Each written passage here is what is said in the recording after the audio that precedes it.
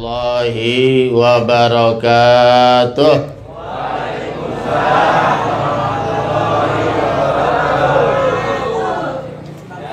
Alhamdulillah ala ni'amillah, wassalatu wassalamu ala rasulillah, la haula wala quwwata illa billah.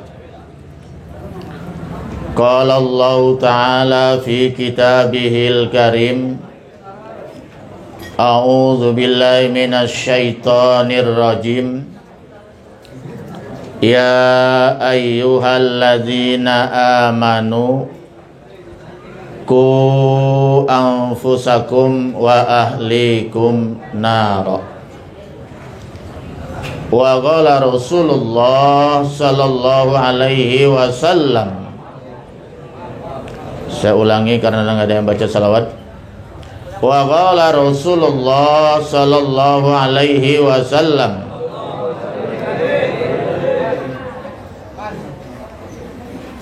Al-jar qoblad dar.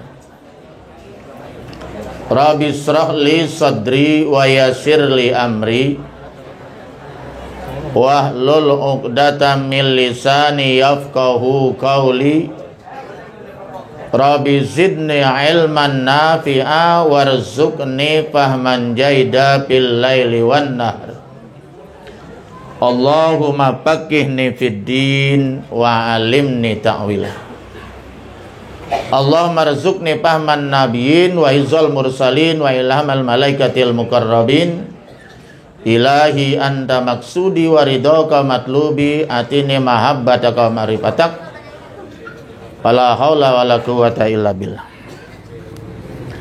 Amma ba'du, yang saya hormati sahibul bait, sahibul hajat, yaitu Bapak Ade Tiar beserta istri tercinta Ibu Pipit Hapipah. Yang saya hormati orang tua kita, guru kita, Syekhuna Kyai Haji Muhammad Hasyim. Mudah-mudahan senantiasa diberikan kesehatan lahir dan batin. Amin. Dan husnul khatimah. Amin ya rabbal. Ustadz Muhasan bin Haji Muhammad Samin, mana orangnya ya?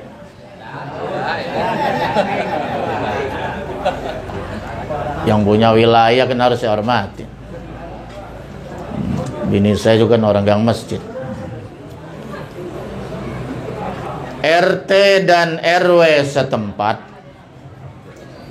jamaah serta masyarakat lingkungan para undangan yang tidak saya sebutkan satu persatu,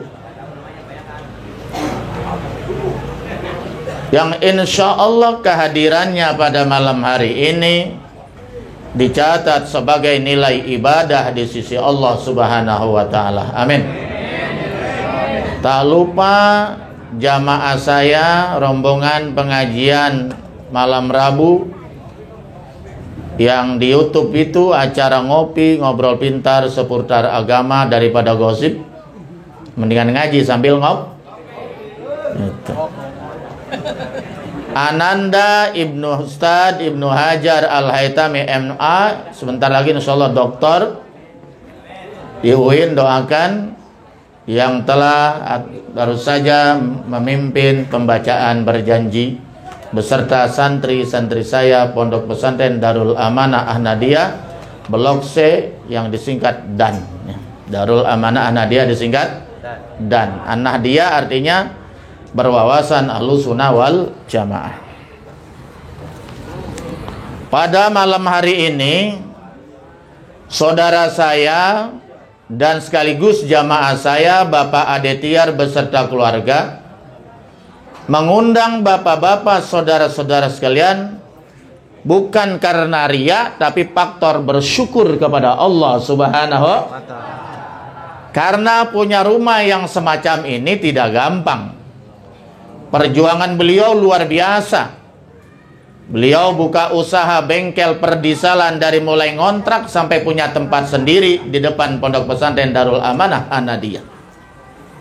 Karena dekat tetangga, akhirnya saya pun kecepretan juga setiap bulan, dapat beras sekarung, dapat minyak curah, dapat telur buat para santri. Alhamdulillah, didoakan terus oleh santri, insya Allah semakin berkah.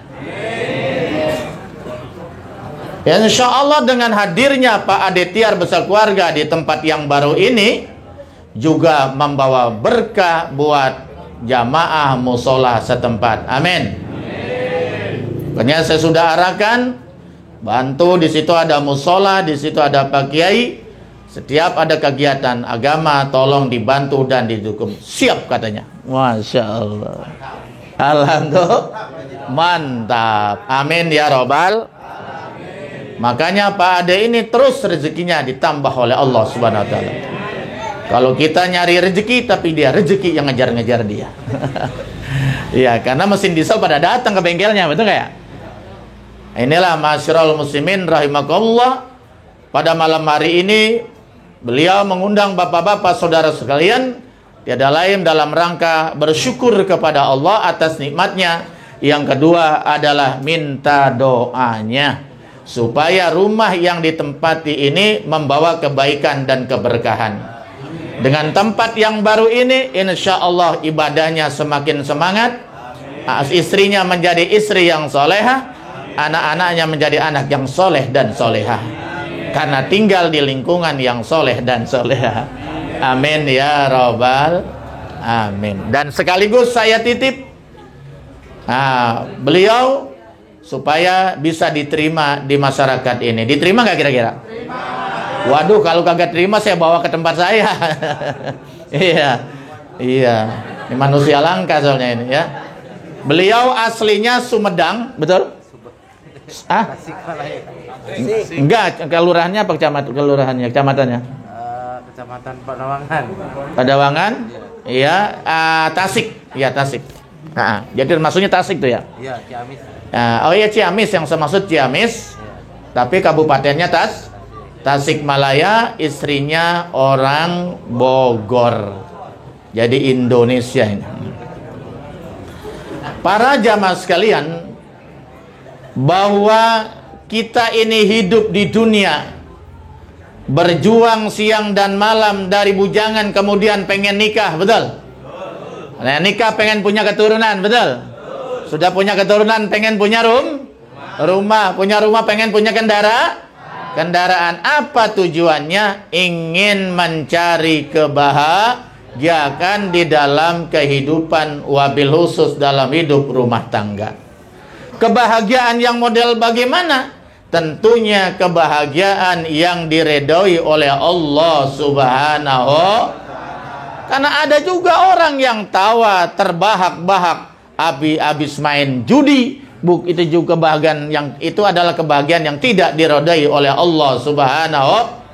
Tapi yang kita inginkan tentunya adalah kebahagiaan di dunia kebahagiaan di dunia dan di akhirat, kebahagiaan yang diredoi oleh Allah Subhanahu. Saya mengutip sebuah hadis Rasulullah sallallahu alaihi wasallam dari kitab Qurratul Uyun yang ditulis oleh Asy-Syaikh At-Tihami. Di sana ada sebuah hadis Rasulullah sallallahu alaihi wasallam, arba'un min sa'adatil mar'i. Ada 4 kebahagiaan seseorang. Jadi kalau kita pengen bahagia di dalam membina rumah tangga, itu minimal syaratnya ada 4 kata Nabi. Apa itu? Yang pertama, antakuna zauzatuhu solihatan. Hendaknya di dalam rumah tangga itu ada istri solehah. Masya Allah ya. Istri solehah. Apa itu istri solehah, wanita solehah? Di dalam hadis dikatakan bahwa dunia mata, Dunia ini adalah perhiasan. Dunia ini adalah kenikmatan. Wa khairu mata'iha, dan sebagus-bagusnya perhiasan dunia ini adalah almar'atu solehah, istri yang solehah. Kalau kita perkecil sekupnya, perhiasan yang terindah di dalam rumah tangga ada bukan kursi yang mahal, bukan itu namanya lemari yang mahal, tetapi perhiasan yang terindah dan termahal dalam rumah tangga adalah istri soleha, kayak istrinya Bang Tuko. Amin. Ini karena istri itu, Pak, ada yang bawa susah, ada juga yang membawa berkah. Itu ada, itu istri membawa susah, rezeki seret terus. Ada yang ngajarin, kata ustadznya, kemudian ustadznya rada preman dikit. Lu kalau masih susah juga lu kawin lagi. Ya kawin lagi, masih susah juga. Kawin lagi, tambah nyungsep. Karena yang dia pilih bukan karena agamanya, bukan karena akhlaknya. Ya, semakin nikah, semakin poligami, semakin ruwet. Ya. Tapi kalau istri yang soleha, yang sujud kepada Allah, taat kepada suami, itulah hiasan yang terindah di dalam rumah tangga. Nabi itu hidupnya sederhana, ya kan ya? Tapi Rasulullah sanggup mengucapkan baiti jannati, rumah tanggaku laksana sorga bagi. Tapi berapa banyak orang yang kelihatannya mewah luar biasa, tapi setiap hari piring terbang. Iya. Kemudian tuh kenceng diketokin itu ya. Kayak orang sipon tuh di pinggir kali. Siapa itu tukang ketengan kenceng itu? Iya. Piring dibantingin. Masya Allah. Yang keluar apa? Baiti nari, rumah tanggaku laksana neraka bagiku. Serem itu istri model begitu. Masya Allah. Jadi istri soleha ini adalah faktor yang sangat menentukan dalam berumah tangga. Kalau punya istri sudah cantik, murah senyum, betul nggak? Pinter dandan, kemudian sujud kepada Allah, taat kepada suami, Masya Allah, kayaknya biar makan sama garam rasanya asin itu. Iya. Masya Allah, luar biasa itu bapak-bapak sekalian ya. Jadi apa sebetulnya ciri-ciri istri soleha? Dalam sebuah keterangan hadis dikatakan iza amaroha atau athu. Jadi istri yang soleha, istri yang baik, apabila diperintah oleh suaminya dia taat, manggut. Neng ngaji neng manggut, iya bang. Nah, neng tutup pakai kerudung tutup aurat neng, iya pak siap.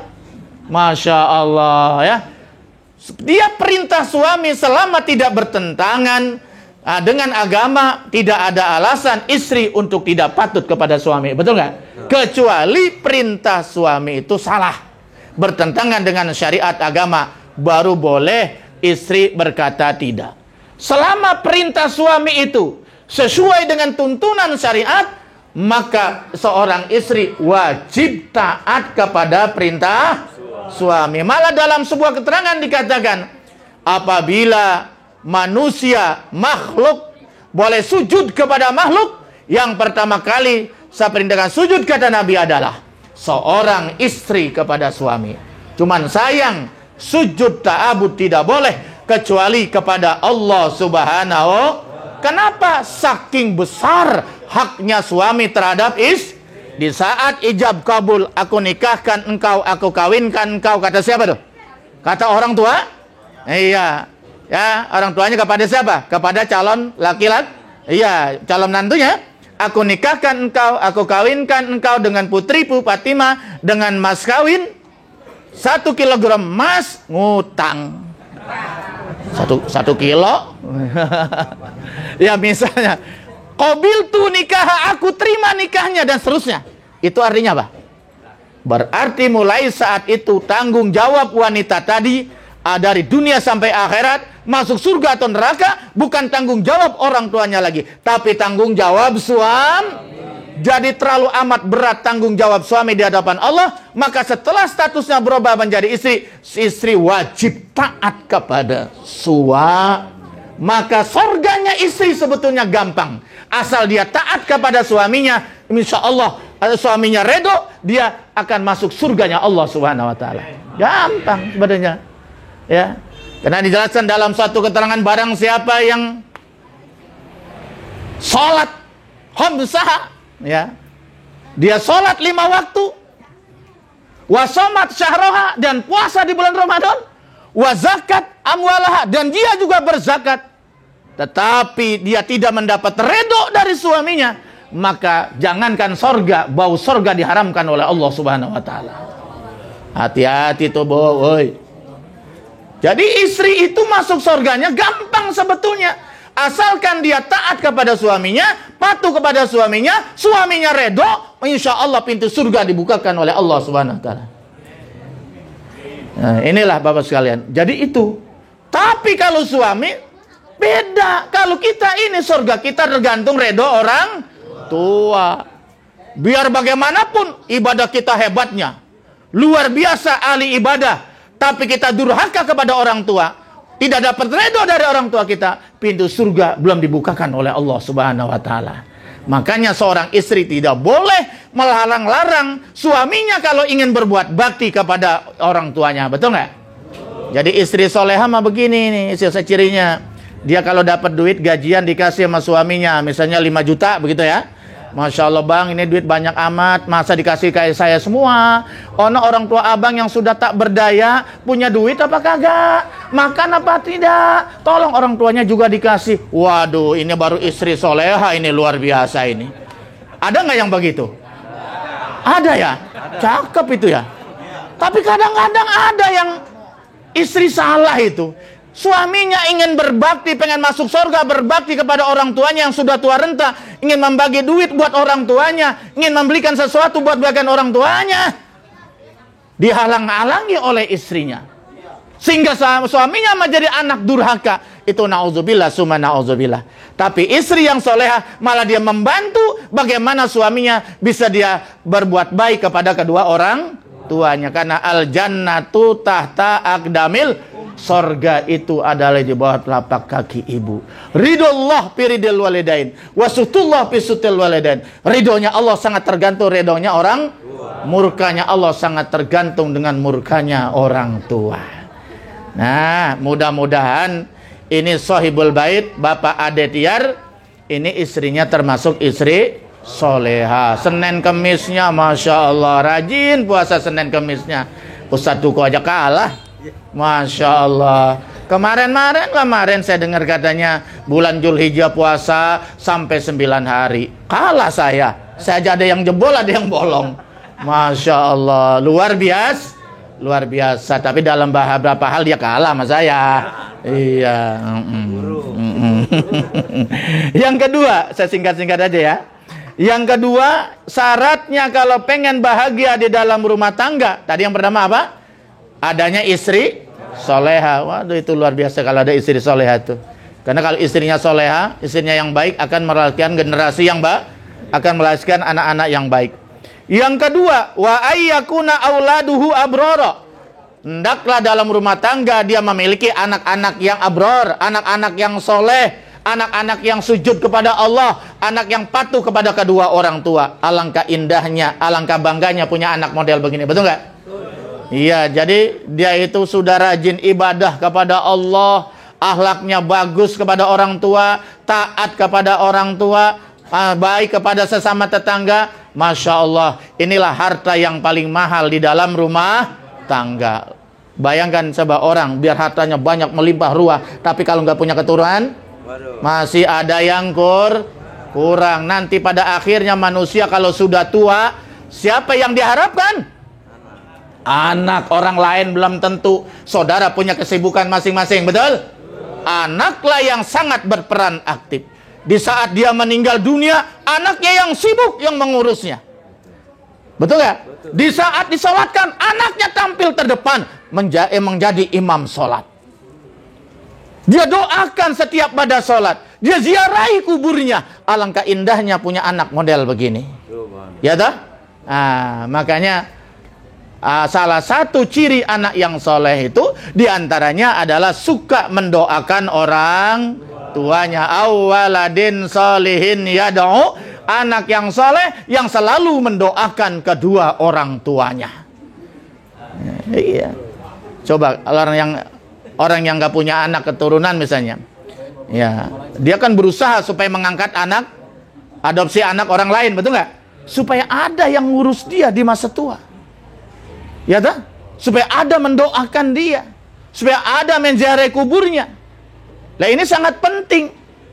Nah sekarang kalau kita punya anak nggak baca doa aja nggak bisa, sholat aja tidak. Ini anak bukan hanya mengangkat derajat orang tua di dunia, apalagi nanti di akhirat. Jangan-jangan anak ini malah menjadi fitnah, menjadi musuh nanti di hadapan Allah Subhanahu wa taala, malah menjerumuskan orang tuanya ke api neraka. Nauzubillah min.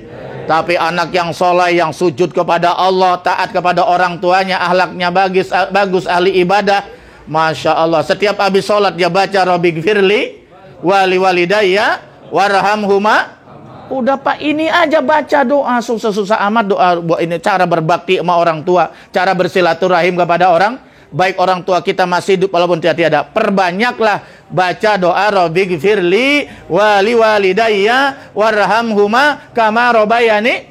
Malah menurut guru sekumpul yang pangkatnya wali, beliau pernah berpesan, jangan lupa membaca Rabbighfirli wali walidayya 3 kali di saat sujud terakhir di dalam sholat. Baca 3 kali, doakan orang tua. Kenapa? Karena manusia yang paling dekat dengan Allah di saat sujud di dalam sholat. Coba sampai begitu tuh. Makanya rugi kalau punya anak nggak soleh, nggak bisa doain orang tua. Nauzubillah. Makanya mohon pada Allah, ya Allah jangan wafatkan dulu saya kalau anak saya belum bisa baca doa. Anak kita gedain dari kecil dan besar, tapi nggak bisa doain orang tua. Nauzubillah min. Namun zalik. Inilah Bapak sekalian. Makanya ada sebuah cerita sering saya sampaikan, bahwa ada seorang hamba Allah ibadahnya biasa-biasa saja, yang wajib saja dikerjakan semua dengan baik, sholat 5 waktu dengan baik, puasa Ramadan dikerjakan dengan baik, kewajibannya dikerjakan dengan baik. Akhirnya atas izin Allah, atas rahmat Allah, dia masuk surga. Suatu saat diangkat masuk surga, yang karena masuk surganya juga biasa-biasa aja kan ya, karena dia ibadahnya biasa saja, standar. Tapi suatu saat dipindahkan ke surga yang sangat tinggi derajatnya, yang sangat mulia, yang sangat nikmat. Kalau ibarat hotel berbintang 5, sampai dia terheran-heran, ya Rob, ini kenapa saya dipindahkan ke surga yang sangat tinggi, yang sangat mulia, padahal saya ini bukan orang ahli ibadah, saya bukan ulama, saya orang biasa-biasa saja. Apa kata Allah? Haza du'a'u waladika laka, ini doa anakmu di dunia. Jadi anaknya di dunia, waktu di dunia selalu baik mendoakan orang tuanya, pada sholat dia doakan orang tuanya, Rabbighfirli wali walidayya warhamhuma kama rabbayani shaghira. Doa anak ikhlas diterima oleh Allah Subhanahu wa taala, didongkrak, dipindahkan ke surga yang lebih tinggi. Subhanallah. Amin ya rabbal. Dalam satu kerangka ada yang mengatakan wa hadza istighbaru laka. Istighbaru laka. Ini adalah istighbar waladika laka. Ini adalah istighbar anakmu untukmu. Jadi anaknya terus di dunia setiap sholat mengistighbarkan orang tuanya, memohonkan ampun kedua orang tuanya. Makanya kalau berdoa jangan, kalau istighbar jangan pelit.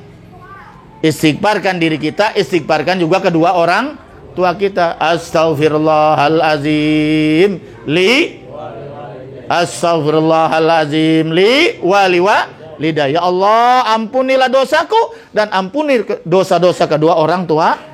Namanya anak, ikhlas, semangat, insya Allah diterima oleh Allah Subhanahu wa ta'ala. Diangkat tuh orang tuanya derajatnya, masya Allah. Inilah beruntung punya anak yang soleh solehah. Yang ketiga wa khulata'uhu solihin, bahwa dia itu tinggalnya di dalam lingkungan orang-orang soleh. Makanya saya tanya Pak Ade Tiar, Pak Ade, ini dia nggak pernah tua ini, muda terus ini, panggilnya Ade ini. Iya, Pak Ade, kenapa Bapak memilih di gang masjid? Kata dia, soalnya saya kalau berumah pengennya dekat masjid. Kalau nggak masjid, musola atau dekat para ulama. Subhanallah.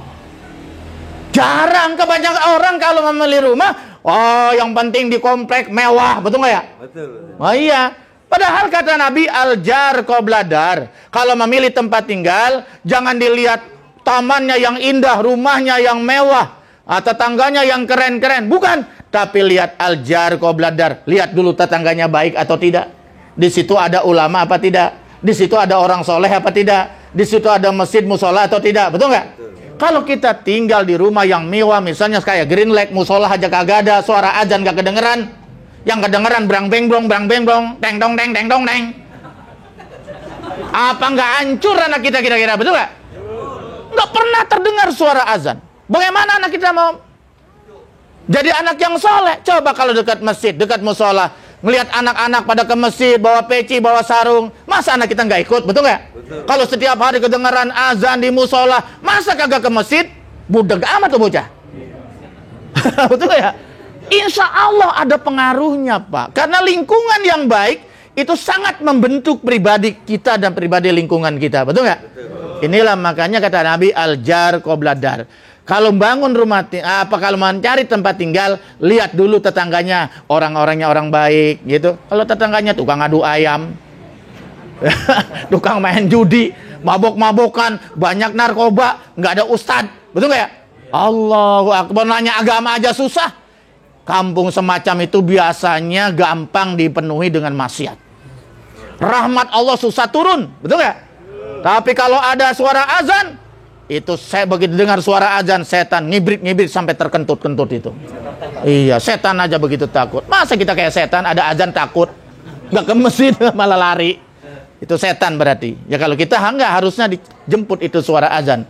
Berangkat ke masjid, musola, sholat berjamaah. Kaum laki-laki itu sholatnya afdolnya di masjid, di musola, betul nggak? Kalau perempuan afdolnya di rumah. Itu yang dicontohkan baginda Rasul Nabi besar Muhammad. Kecuali sholat sunnah, afdolnya di rumah. Sholat tahajud, afdolnya di rumah. Tapi sholat 5 waktu, afdolnya berjamaah di masjid. Kalau nggak ada masjid, ya di musola. Pahalanya 27 kali lipat. Ramaikan tuh musola, ya. Insya Allah. Yang terakhir, warizkuhu fi baladi. Rezekinya nggak jauh-jauh, dekat. Ya kayak Pak Ade kan dekat nih. Dekat Pak Ade ya? Pinggir kali sih kemarin kan dekat. Iya, bisa kumpul dengan keluar. Hartanya gampang, setiap hari bisa kumpul dengan anak dan enak apa kagak kira-kira? Itu Nabi nganjurkan. Kalau pengen rumah tangga bahagia, tidak ada perselingkuhan, jangan nyari rezeki yang jauh-jauh. Ada orang yang rezekinya di tengah laut, rezekinya tengah laut, 6 bulan baru pulang. Mana tahan, masih normal, tegangan tinggi, betul nggak ya? Kagak ketemu-temu bini, pasti selingkuh di tengah kapal itu, di laut itu. Kalau nggak suaminya, istrinya, betul nggak ya? Nah, rezekinya di mana? Di Korea Selatan, TKI. Di mana lagi? Di Arab Saudi, TKW. Masya Allah. Makanya para ulama Nahdlatul Ulama, ulama-ulama NU memfatwakan bahwa seorang wanita jadi TKW hukumnya haram kalau tidak ada mahramnya, kecuali suaminya ikut, saudaranya ikut, betul nggak? Bagaimana bisa dipertanggungjawabkan itu? Kalau seorang perempuan meninggalkan suaminya, suaminya lagi rada bego dikit lagi, diizinin aja. Yang wajib mencari nafkah kan bukan istri, suami. Kenapa dia? Karena suaminya malas, istrinya dia suruh kerja ke luar negeri. Istrinya transfer uang setiap bulan, dibuat kawin lagi. Atau malah ada istrinya yang diperkosa oleh orang-orang Arab. Karena orang Arab itu ternyata adat jahiliyahnya masih melekat itu. Jadi yang namanya pembantu jaga budak. Budak itu kan tradisi jahiliyah, betul nggak? Nah, namanya budak sama dengan barang, boleh dikawini tanpa nikah. Itu Maria Kibti, salah satu istrinya Rasulullah, budak hadiah dari kerajaan Mesir. Itu tanpa nikah Nabi, emang nggak perlu nikah. Karena itu budak, masih berlaku pada saat itu. Punya anak kelas 1 namanya Ibrahim, yang mati masih kecil itu. Ternyata tradisi jahiliyah masih ada. Masa TKW si pembantu dianggap budak? Boleh Jakarta dipakai, boleh. Pulang bukannya boleh duit, gendong anak. Lah saya sering kalau pulang umrah itu bareng TKW itu. Yang dari Subang, dari mana-mana, Sukabumi, macam-macam. Jangan-jangan dari kampung Pak Ade ada juga. Ciamis itu ya. Iya, kebanyakan dari daerah itu. Iya. Masya Allah, dari sebelum naik pesawat mah, waduh, semua serba hitam rapot. Giliran masuk pesawat, kerudungnya terbang semua. Nah, itu lagunya tuh TKP tuh begitu tuh. Masya Allah. Jadi kalau pengen itu rumah tangga tenang, carilah rezeki, jangan pergi pagi pulang sore, pergi pagi pulang malam. Ya kalau tugur jangan lebih dari 3 hari dah ya. Ini pasti ada kecurigaan, khawatir ada perselingkuh. Nah kalau model begini maka sulit akan mendapat kebahagiaan di dalam rumah. Sebagai penutup saya kutip hadis an Amr bin As radhiyallahu anhu sami'tu Nabiy sallallahu alaihi wasallam. Kata Amr bin As, saya mendengar Rasulullah sallallahu alaihi wasallam bersabda, yaitu ayyuma mar'ah khanat zaujaha, apabila ada seorang perempuan, seorang istri mengkhianati, selingkuh, mengselingkuhi, ya berselingkuh artinya, suaminya, pipi rosihi, nggak tanggung-tanggung di tempat tidur suaminya. Berat ya. Jadi selingkuhnya bukan main handphone, bukan, atau cuman sekedar blackstick, tapi ini terang-terangan dia berselingkuh di tempat kamar tidur suaminya. Bagaimana wanita yang model begini? Illa adkhalallahu naro, kecuali Allah akan jebloskan ke api neraka istri itu. Wa yakhruju min famiha, akan keluar dari mulutnya al-qaih, apa itu? Nanah. Kenapa? Makan daging mentah yang haram. Ya kalau daging mentah suami kan halal, betul gak ya? Malah bernilai ibadah. Lah ini adalah dia malah memilih yang haram, berzina. Maka nanti di akhirat akan keluar nanah dari mulutnya. Dan keluar dam, itu darah. Al-qaih, apa al-qaih itu ya? As-sodid. Sodid itu yang mengatakan darah campur nanah, bau busuk. Keluar dari mulutnya. Bahkan ada yang mengatakan keluar dari kemaluannya. Nanti orang yang ahli zina itu, nanti di akhirat ditombak kemaluannya itu. Kemaluannya akan ditombak. Kemudian keluar darah dan nanah sehingga menjadi sungai, namanya Sungai Gutoh. Sungai Gutoh itu sungai yang isinya airnya darah dan nanah yang bau busuk, keluar daripada kemaluannya para pelacur di dunia. Itu Sungai Gutoh yang dari darah dan nanah kemaluannya para penzina. Untuk siapa itu yang minum? Untuk orang yang suka minum homer di dunia itu. Hai para ahli homer, bertobatlah. Air aqua banyak, kenapa ente nggak minum?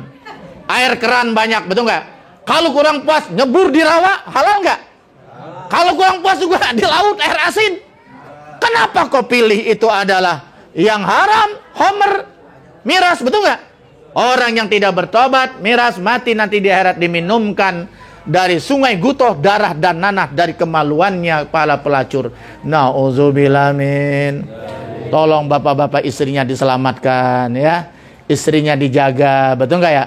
Ya, itu oleh karena itulah ini kewajiban kita. Karena suami bertanggung jawab nanti di hadapan Allah terhadap istri dan anak-anaknya masuk surga atau neraka. Yang paling bertanggung jawab adalah imamnya, supirnya, sang suami. Makanya suami itu berat tanggung jawabnya. Makanya istri wajib taat kepada suami. Anak-anak wajib hormat dan patuh kepada kedua orang tua. Ya, inilah yang dapat saya sampaikan. Mudah-mudahan bermanfaat buat diri saya dan jamaah sekalian.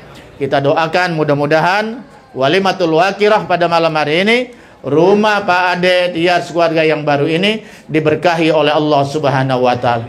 Allahumma anzilna munzalan mubarakan wa anta khairun munzilin. Ya Allah, turunkanlah Pak Ade ini beserta keluarga di tempat yang Kau berkahi ya Allah. Mudah-mudahan tempat ini berkah. Berkah apa sih berkah? Berkah itu ziyaratil khairillah. Jadi tinggal di sini bertambah-tambah kebaikannya. Sedekahnya lebih rajin lagi. Amin. Ibadahnya lebih rajin lagi. Nuntut ilmunya lebih rajin lagi. Itu namanya dunia membawa keberkahan. Jangan semakin kaya semakin jauh dari masjid, semakin jauh dari ulama, semakin jauh dari kebaikan. Itu namanya tidak berkah. Ya, mudah-mudahan rumah tangga kita diberkahi oleh Allah SWT. Mudah-mudahan istri kita dijadikan istri yang solehah. Anak kita dijadikan anak soleh dan solehah yang bisa menuntun kita nanti ke surganya Allah SWT. Ala hazini al-Fatihah. A'udzubillahi minasyaitonir rajim. Bismillahirrahmanirrahim. Alhamdulillahirabbil alamin arrahmanirrahim maliki yaumiddin. Iyyaka na'budu wa iyyaka nasta'in. Shiratal mustaqim.